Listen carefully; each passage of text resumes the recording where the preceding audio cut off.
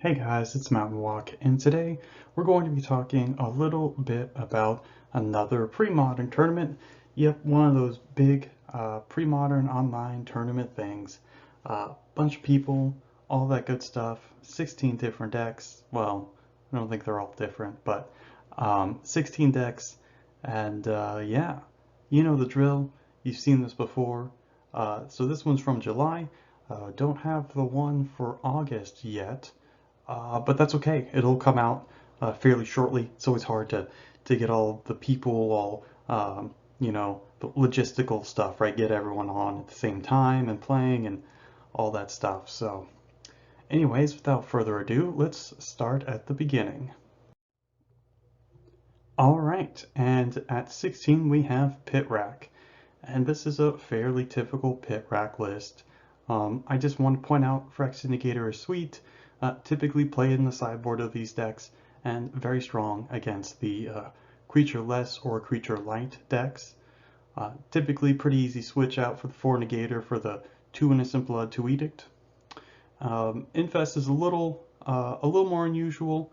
Again, it's just better in general against decks with a bunch of creatures, but I feel like Engineer Plague's a little bit better, just because it's much stronger versus the tribal decks, which are, I think, going to be more numerous, right? I think they're just also better, but as well as they're just more problematic too. So I think playing more E-Plagues is better than playing Infest, but Infest isn't a bad card, of course, and there's a lot of overlap between them, and so it is an understandable kind of card to play. And it says there's only 14 cards in the sideboard, 8, 10, yeah, there's only 14. I don't know what the last one was, but that's okay. That's okay. On to number 15.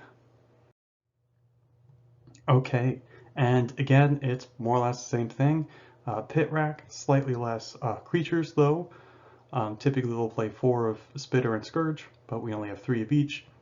And 2 Scrolls in addition, so a little bit more staying power.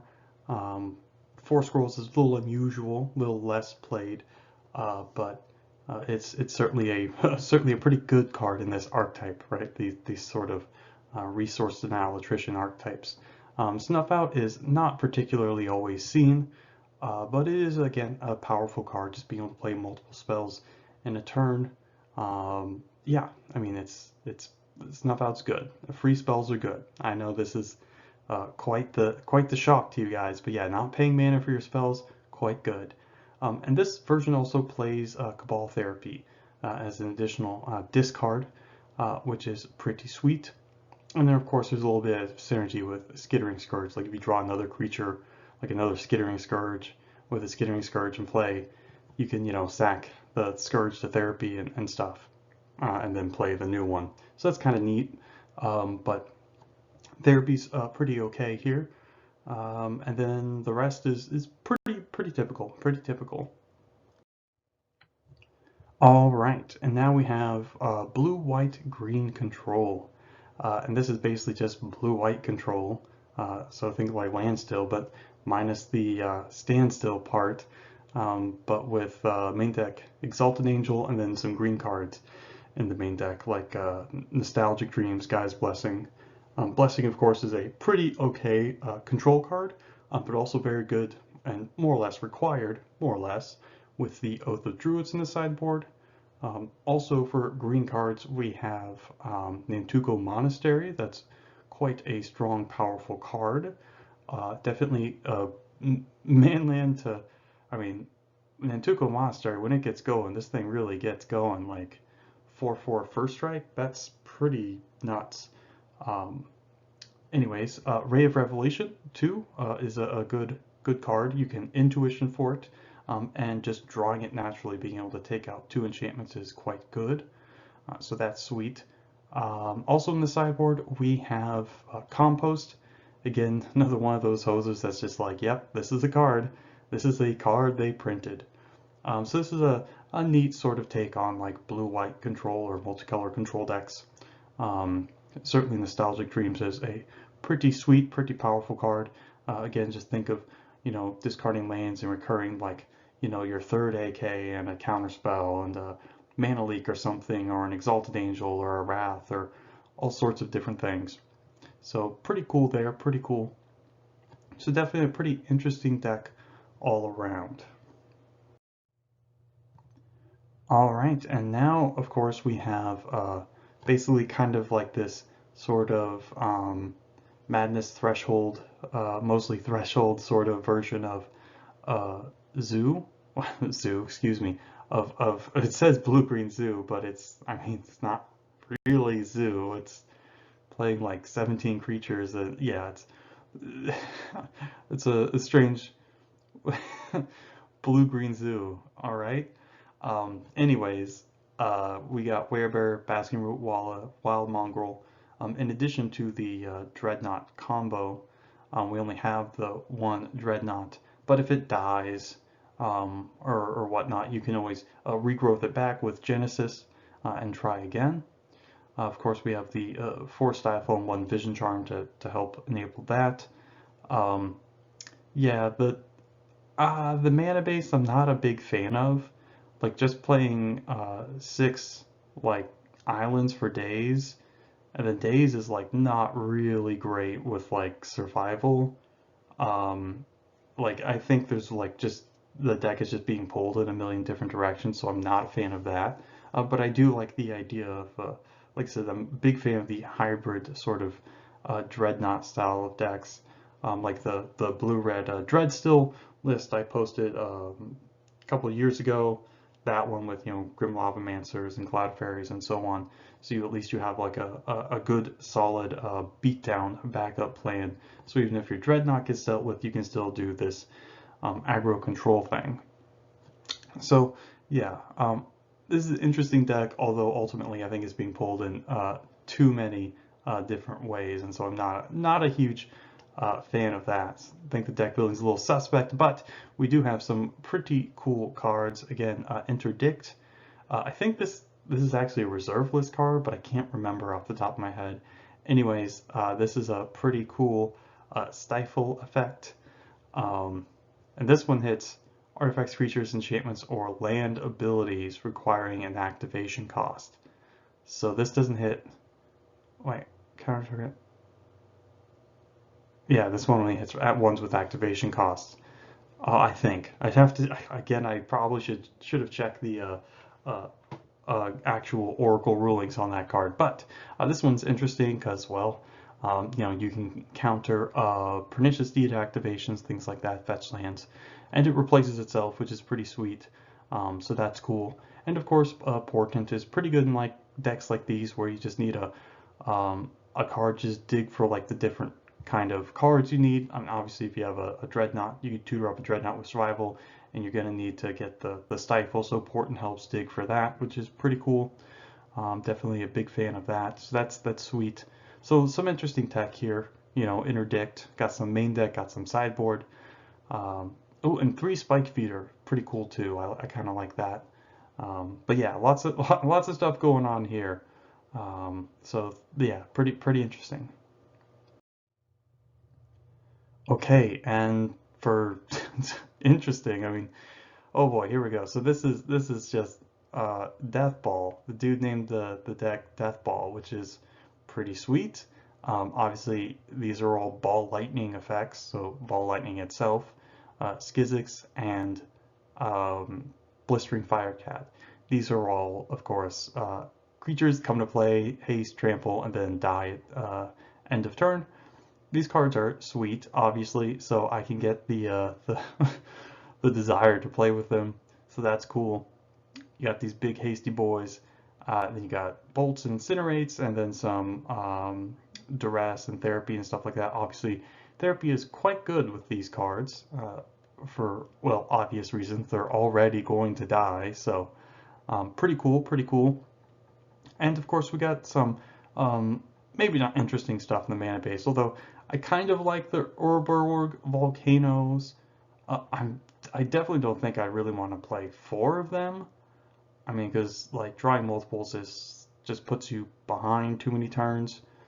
I feel like Urborg volcano is more like a 2 of rather than a 4 of. But other than that, we got Gitu Encampment. Gitu Encampment's a nice sort of persistent damage. Um, Although I'm not sure if that's just better than Mishra's Factory, because again, that one also comes in play tapped. And then two City of Brass. So at least they got a lot of mana effects and they got all that, which is good because obviously these cards are pretty red intensive. Firecat and Ball Lightning and stuff are triple red.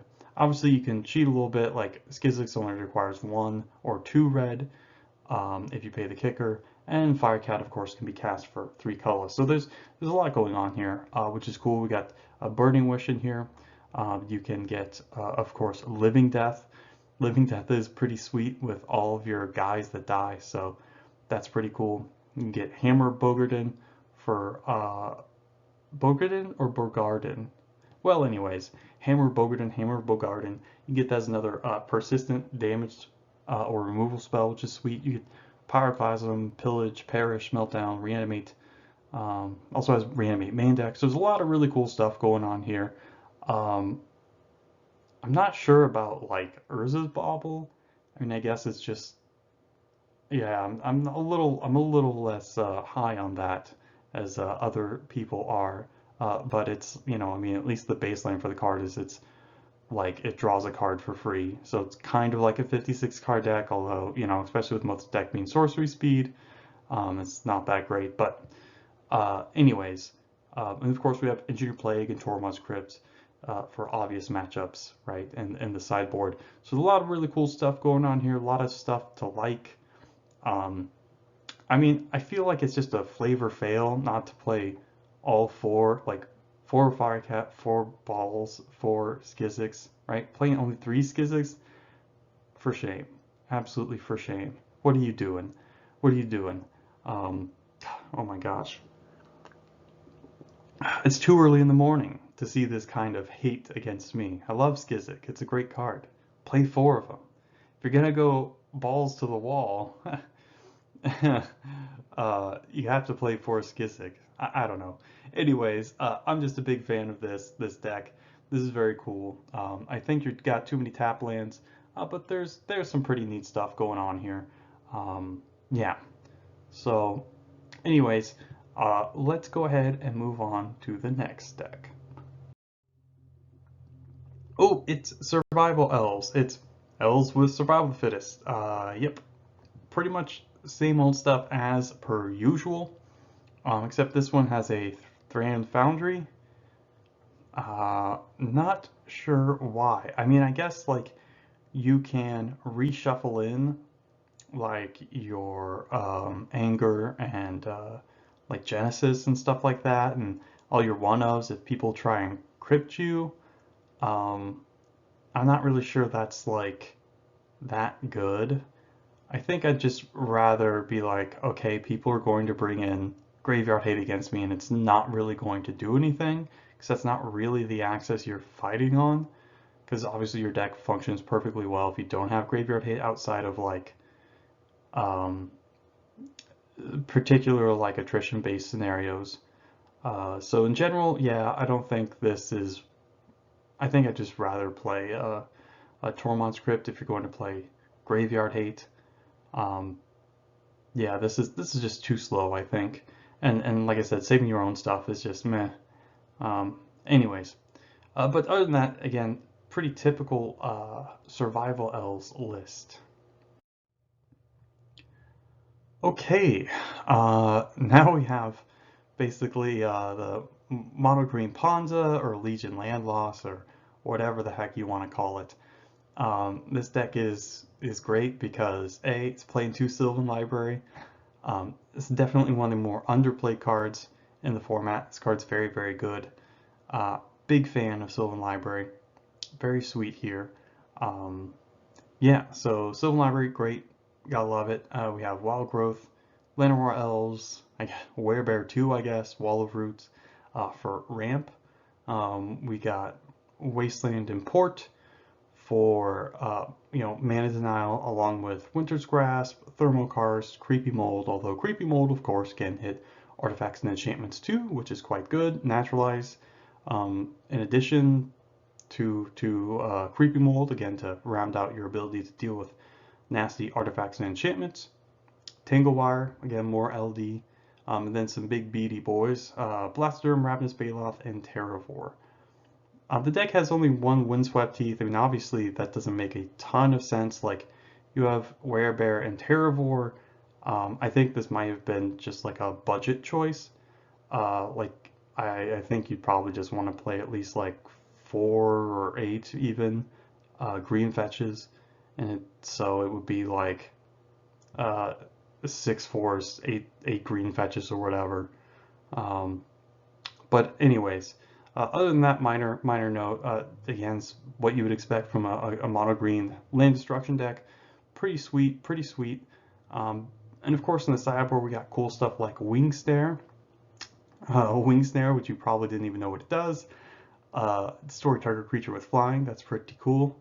Um, I guess that kills angels and stuff. Kills Exalted Angel, right? That's kind of interesting. I'm not exactly off the top of my head. I'm like, what flying creature you're like, I really need to destroy this flying creature real quick. Where you're thinking like, oh yes, Wing Snare. That's interesting, but maybe there's something I'm just missing. And then of course Hurricane. Hurricane of course is a sweet card. If you have just a bunch of mana, you could just dump it into a big Hurricane. I think I like that more than the Wing Snare, just because our Hurricane can just kill your opponent, which is pretty sweet. Finish them off and deal with multiple flying creatures while not really hitting any of your dudes. But anyways, pretty sweet. Again, the rest of the stuff, things like Emerald Charm or whatever. Um, Naturalized Powder K, Compost again, more Compost. Figured I'd just put the picture up there. I've been talking about it so much. Big fan of Compost. Um, just what a silly card, right? I mean, Sylvan Library is a more silly card because like, man, those old cards are just wonky. Sylvan Library is such a funny card. And just the logistics of tournament play is pretty funny too. Anyways, yeah, so let's go ahead and move on. All right, and now we have Astral Slide. And this is pretty typical Astral Slide deck with a bunch of cycling stuff. Lightning Rift, Astral Slide itself, some Eternal Dragons, some Exalted Angels, cycling cards, all over the place. We do have a Dust Bowl main deck. Dust Bowl, of course, is very, very sweet and good, killing things like man lands, killing possibly sort of kind of mana screwing people, sort of locking them out late game a little bit, constraining their mana, which is quite good against the mid-range and control decks. So that's cool. That's cool. Also, Rune of Protection Red is pretty sweet because it's kind of a free include in this deck because of the cycling and like normally like cycling cards like, oh, you can cycle them or whatever. But in general, like the cycling cost is a, well, literal cost, and it's, you still have to pay it and cycle it to draw a card. So it's like, it's not exactly free. But in this deck, you want to be cycling cards actively, and of course the matchups where Rune of Protection Red is good, i.e. against red decks, clearly, it's very, very strong. So I'm a pretty big fan of this here. Yeah, so that's pretty neat. Of course, we have one Enlightened Tutor to get, well, all your different tutor targets. Obviously, things like Humility, Astral Slide, or even if you just need another Lightning Rift or a first Lightning Rift. And of course, cards in the sideboard that can be tutored with it, as well as Burning Wish, which tutors cards. So yeah, big fan, big fan. Yeah, I think there's a lot good going on here. Obviously, 4 Reb, big fan of that. Very important in the blue control matchups. Yeah, nothing too weird here. You got Sacred Ground against things like how certain decks will beat you, like White Weenie or something, is by casting Armageddon. Obviously, Sacred Ground puts a stop to that, which is pretty good. Ivory Mask, great against black decks, certain combo decks. Overmaster to force through certain spells, pretty good. So yeah, real cool stuff, real sweet stuff. Yeah, not much else to say here. So yeah, there you go. All right, and now we got the Pyro Oath deck. I can't remember if I've showed any of these cards previously, so we'll just show them again. Verdant Touch, very sweet card. Not only can it be a win condition that you can Burning Wish up, because it's, has buyback, so 5 mana to make a 2/2 is pretty good. But you can also use it as like a way to trigger Oath, which is very good, and sort of Ursat's Land Destruction, where you can, pay 5 mana to turn into a 2/2, then you can burn the land to kill it, which is pretty neat. Um, and Calming Verse. Calming Verse is another very sweet card, which is definitely a good card in the sideboard of certain decks like, um, oh shoot, what's the word I'm thinking of? Enchantress, right? And anything with a lot of enchantments. Certainly this deck has quite a few you'd still want in play. So yeah, Calming Verse, very sweet, gets around, hits those other nasty enchantments, but keeps yours around. So yeah, there you go. Um, and of course, Breaking Point. This is a card I've loved from back in the day because it is sweet. It has Kamal on it. It's a 3 mana Wrath, unless someone takes 6 to the face. Um, it's kind of funny how like wonky these cards play, the Punisher cards from how they actually looked, back then, or even now, like 3 mana as a Wrath or 3 mana for 6 damage. Like it seems like both these are very, very good, but um, not quite there in a lot of decks. Anyways, I think this is a great tutor target. Um, this is pretty sweet. I'm a big fan, especially in a deck with so many burn spells. Pretty cool, and also that wants to control the board. So, when it is situationally good, you can wish for it, which is quite sweet. And of course, in the sideboard, we also have cool stuff like Black Vice against control decks, which is great because you have a bunch of burn spells that don't really do too much. Think like Pyrokinesis or Slice and Dice, things like that. Although obviously Pyrostatic Pillar, Sulfuric Vortex and stuff, those kind of burn spells are pretty good against them. But yeah, Black Vice, pretty sweet here, definitely a good one. Ravenous Baloth, very, very good in Oath decks, as well as just another great card to start slamming against aggressive decks. Baloth is very, very sweet. Yeah, and of course other two targets like Anarchy and Pulverize and stuff. So I'm pretty sure a lot of these cards, I can't remember if they have or haven't been seen in the Pyro Oath build, but yeah, they're sweet. They're sweet, all right. So I will drink some coffee to that. A lot of cool stuff going on here. Mm-hmm. All right. So yeah, I think I hit almost everything. I think they're playing one less. Most of them play 2 or 3 pyrokinesis last time I checked. Only 1 PK, which I think is good. Again, I'm not a huge fan of like just playing a bunch of burn spells, and a bunch that don't even target players, and like you're already playing, Oath and stuff, which again, not very good against control decks. So like, I think really trying to minimize that kind of stuff is pretty useful. But anyways, let's move on. Okay, so now we just have basically mono blue Stiflenot. I'm just not a huge fan of like the just like mono blue versions. I think you probably should be splashing a color or trying to hybridize it, just being like Dreadnought go, and like, oh, if you kill my Dreadnoughts or lobotomy my Dreadnoughts or something, like my deck doesn't do anything. I mean, it's not like Dreadnought's super hard to deal with. Like I said again all the time, there's some of the better decks in the format run a ton of cards that can deal with Dreadnought.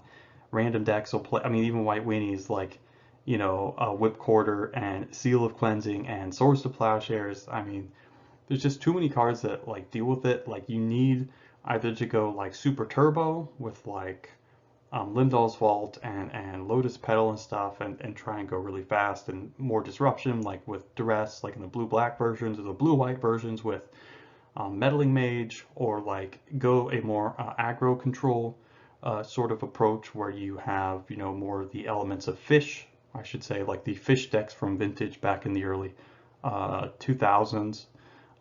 you know, to create that sort of, or even, like I said, the older Dreadstill list where I pulled most of my inspiration from, you know, the older ones from Legacy. Um, I think that's a better approach. Just going like all in on Dreadnought with just like no backup plan and no way to really like regrow. I mean, you can obviously you can gush and stuff like that, and you can impulse and port and whatever, but like it's just too one dimensional. Not a huge fan of this type of list, but obviously it's not like it's bad or anything. I think like you're just going to get more mileage out of it if you just add something else. Like there's a bunch of stuff in here that's like, you know, I mean, would it even hurt to play like, you know, some number of Mishra's Factory? I mean, you are playing Mono Blue, so yeah. Anyways, um, oh yeah, I'm not a huge fan of Cephala Coliseum in here. Like, there's no real, I mean, just opening you up to Wasteland for no reason, and the upside is not that great. Whereas Mishra's Factory is Mishra's Factory, and it's very good. So I would think about that. But other than that, I mean, it's if you want to play Mono Blue Dreadnought, this is what you'd build, I guess. But um, Rainbow Efreet and the sideboard's kind of neat against control decks. Um, but I still think you're not you're not doing too good against control decks because just like adding one card is not exactly, or adding like one more threat, not exactly going to be too difficult for them to deal with. Anyways, let's move on. Okay, this is Elves, but this one has Biorhythm. They don't always play Biorhythm. This one does. Obviously, it's mostly like a 8 mana win the game, which is fine, right? Like this is, you know, that's pretty neat. Obviously, you can't tutor for it, so you can just draw it at weird times or whatever. So that's not exactly great. But it is, you know, kind of fun. It's fun at least. I don't think I would play. No, I wouldn't play Biorhythm, but it is a sweet card. So yeah, there you go. But other than that, pretty typical stuff. You know, got some Winter Orbs. Winter Orbs pretty good with Gaia's Cradle and a bunch of mana elves, that's for sure. So that's pretty strong versus the control decks. Although you might just be playing into their hate because they're going to be bringing in things like Annul and Naturalize and stuff. So it's not all upside there. But yeah, other than that, a lot of cool stuff, a lot of good stuff, bunch of Naturalize, good sideboard cards, Spike Feeder against red decks. So that's interesting. Yeah, there you go. There you go. And actually, it might be better just to bring in Ravenous Baloth. Like, I mean, if you really want to beat up on the red decks, like, just play some big boy, some singularly good threat, which Ravenous Baloth certainly is, and then just keep shoving Ravenous Baloths on the field. Because, like, obviously these decks have no problem killing all your creatures. Like, you know, they're gonna have a million ways to deal with them. So um, instead of relying on these synergies, which are gonna be tough to bring together, it's better to just bring in one big boy, gain some life if they try and kill it. So they're kind of damned if you do, damned if you don't. But anyways, let's move on. And this is Fluctuator. Now I can't remember, I'm pretty sure we've talked about Fluctuator before, but real quick, basically the deck is full of cards that have cycling for 2. So all the lands, all the creatures, things like that, they all cycle for 2. So basically you can rip through your entire deck until you get to a Songs of the Damned, and then you can cast that with your 1 Lotus Petal, get a bajillion black mana, and then cast Drain Life or Haunting Misery to kill your opponent. Uh, yeah, this deck is pretty sweet. It's very simple. It's really cheap too. I think like the only rare in the deck is Fluctuator, and even Lotus Petal, which is like expensive, like 15 bucks or something. You only need one of them, and everything else is like pennies. So this deck is very cheap. I think it's like pretty close to gosh, I think it's $50 or maybe even less. So this is actually like a pretty cool like combo deck that's super cheap and stuff. And obviously like it's very vulnerable to things like Tormod's Crypt for obvious reasons, or even disenchant effects. Um, so I mean, sort of vulnerable to disenchant effects. Like typically, like if you cycle the disenchant response, you can uh, generally just cycle another card in response to that and go off with it on the stack. Um, but yeah, anyways, pretty interesting stuff. There's also Living Death in the sideboard, so that's pretty cool tech. So obviously, since a lot of your cycling things are creatures, you can cycle, cycle, cycle, cycle, cycle. Songs of Damned, Living Death, get all your boys back. Your Pendril Drakes and Kenai Avens and Disciples of whatever. Cloud of Fairies, which I love. Barkhide Mauler, Wild Dogs, just great, great cards. A lot of really cool stuff to like about this deck. I'm just such a huge fan of like Slippery Karst and Remote Isle and like the Saga cycling lands. Because when I first started playing it, I had one of those Saga precons, and I was like, man, the art on this is so great. Um, anyways, a lot of cool stuff here. Uh, but yeah. So yeah, there you go. I mean, there you go. Okay, and now we have Tog. This is a deck that I do like Cephala Coliseum in because it can be a discard outlet for Circular Logic, although this deck does not play Circular Logic, but it's kind of neat there because it's a late game land drop that you can turn into just a bunch of extra cards in your graveyard, which you are perfectly fine doing. Like you want a bunch of cards in your graveyard for, well, obvious reasons. So there's a lot going on here. Uh, some stuff you'll be like, yeah, this makes sense.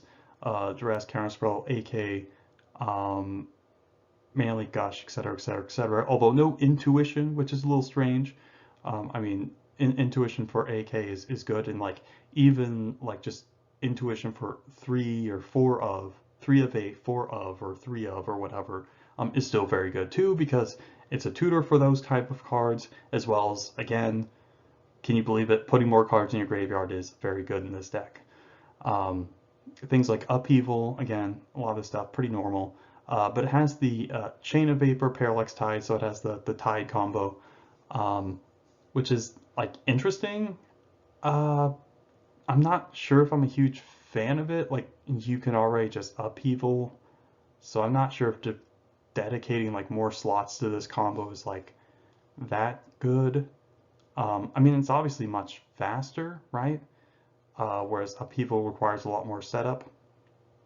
But well, and I guess like Parallax Tide and certainly Chain of Vapor have like additional uses too, so that's kind of neat.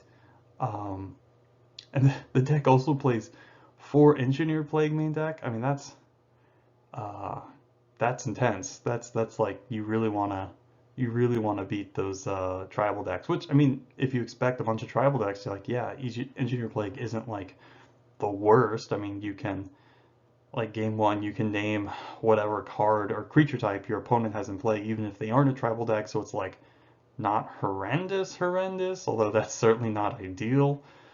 So the card will still have text on it, even in those non-tribal matchups. But yeah, no. I feel like I'd rather got two of the Engineer Plagues, or one of the Engineer Plagues, and one of the, I don't know, maybe Mana Leak or something, or Furnace or whatever to play 2 Intuition. Um, yeah, definitely it's a little excessive, but all right. And of course, Phyrexian Furnace.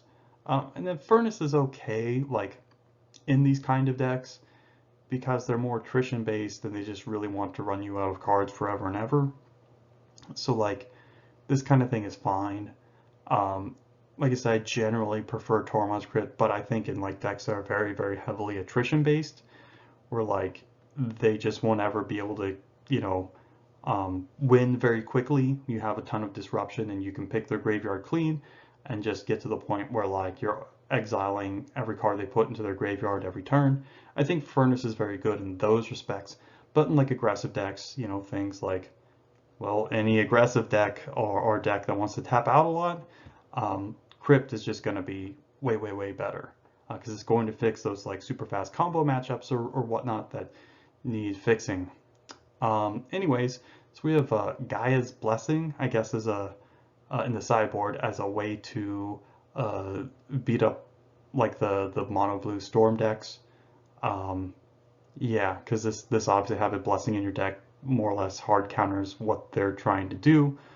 Um, I guess, yeah, pretty much. I'm pretty sure that's, I mean, they could, uh, yeah, because they could cast a brain freeze, mill a bunch of stuff, and then it triggers, and then you can mill them out again with a second brain freeze, and you have to make them draw a card before the trigger on Guy's Blessing goes off.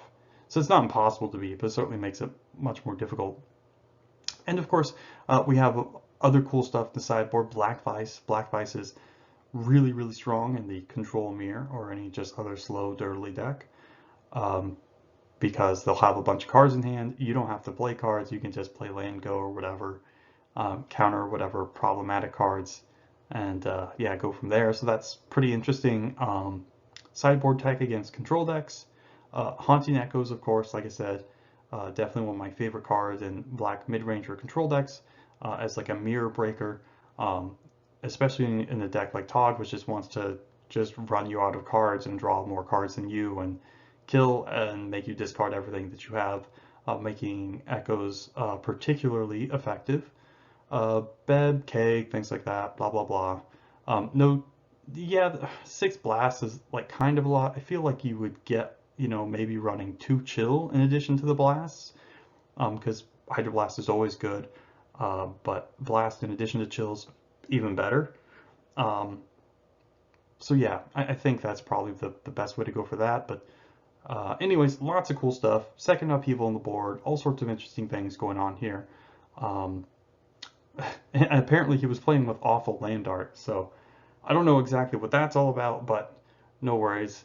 Um, I mean, how bad can it be? Like maybe even if you're playing with like new boarded cards, you could play like Lorwyn art on your lands, and you just be like, oh yeah, like the all the swamps are like super great, all the islands are super great for Lorwyn. Or you could think like maybe Alara block, or Zendikar block. You could play like the Teacup Islands. Those are sweet. Anyways, I just keep ranting on and on. A lot of stuff to like, a lot of stuff that I'm not sure about. But again, like I said, the problem with, or well, one of the benefits of playing Tog is like the deck is very, very customizable because like your win condition is so very, very good when it does its thing. Like all you need to do to enable that is just play a bunch of cards that kill things or whatever, and different things to enable that. So you only need to play like the 4 Togs in general, and just play Infinite Disruption. And like how you do that is because there's so many good cards like tutors. There's Cunning Wish and Intuition. All sorts of different draw spells and counter spells, and well, obviously there's Dress, which is like an auto include. Um, just amazing, just great stuff.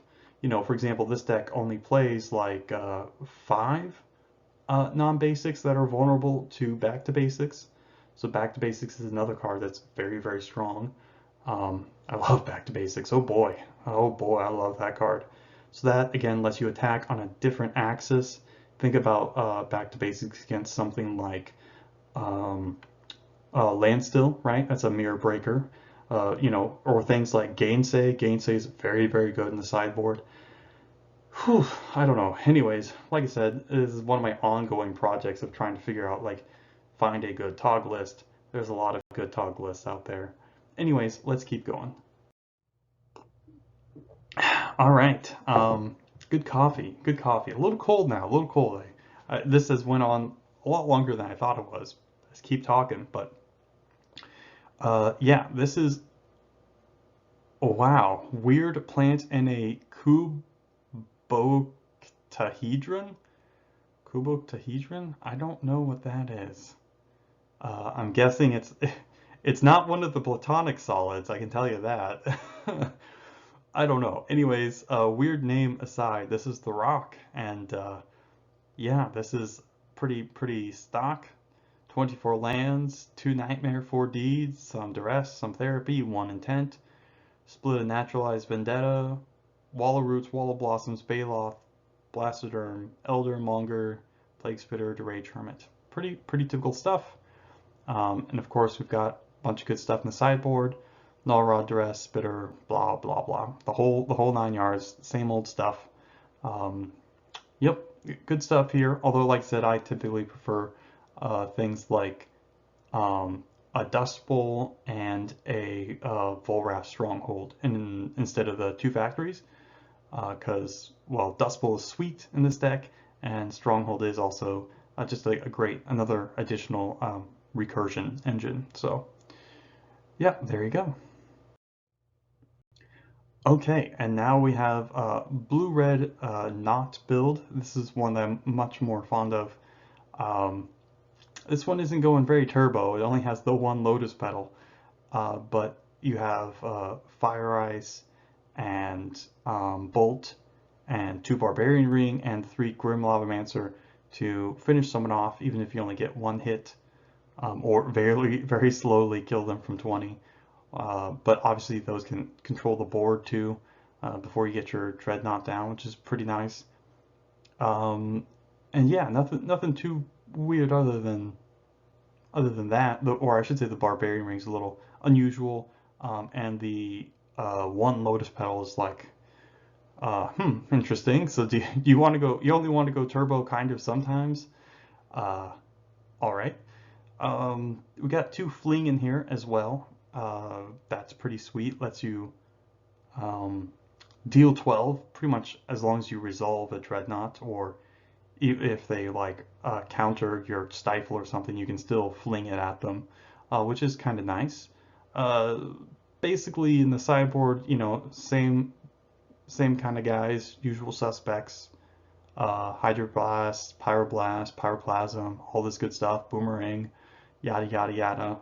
So yeah, nothing too strange here. So yeah, there you go. This is Blue-Red Dreadnought.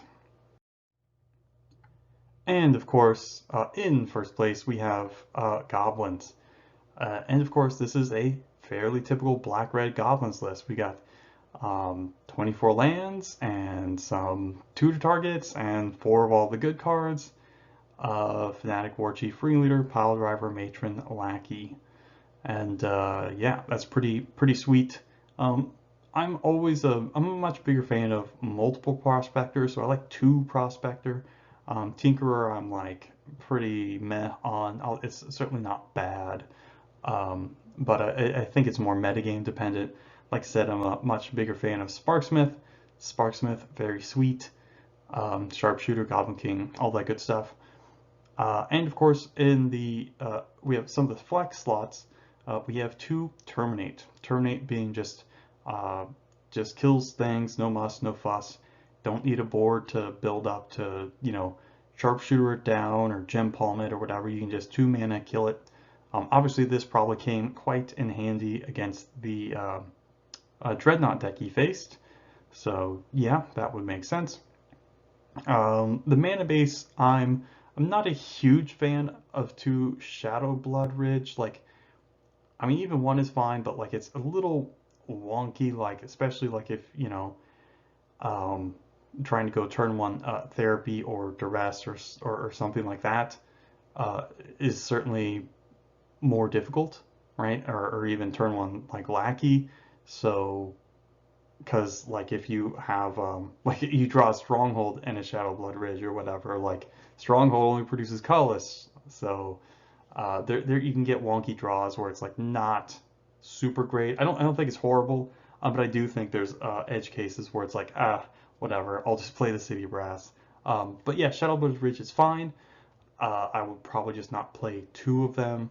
Again, I kind of, if I am playing any of the Odyssey filter lands, it's typically just one. Volrath's Stronghold is pretty sweet. Definitely a card I've played in Goblins before, or in Legacy mostly. And here I'm mostly fine with just, uh, waste and port. But Volrath's Stronghold very good at. I mean, what's a better late game than recurring Siege Gang Commander? Probably not very much. Not much is better than that. So you can go pretty hard over the top of different decks. And in the sideboard, we've got a whole bunch of different things. We've got additional Terminate right against, well, like any deck with a bunch of creatures or things that would be hard to gem palm out, or just more removal against decks with creatures. Um, and of course, we got Reb and Therapy. Again, I think 5 is a great number of these 1 mana discard. Reb splits because you can't really just play like infinite of these cards, right? Um, for obvious reasons, like your sideboard would be too full and they overlap so much, like it just doesn't make a ton of sense. So 3 therapy, 2 rev, that seems fine.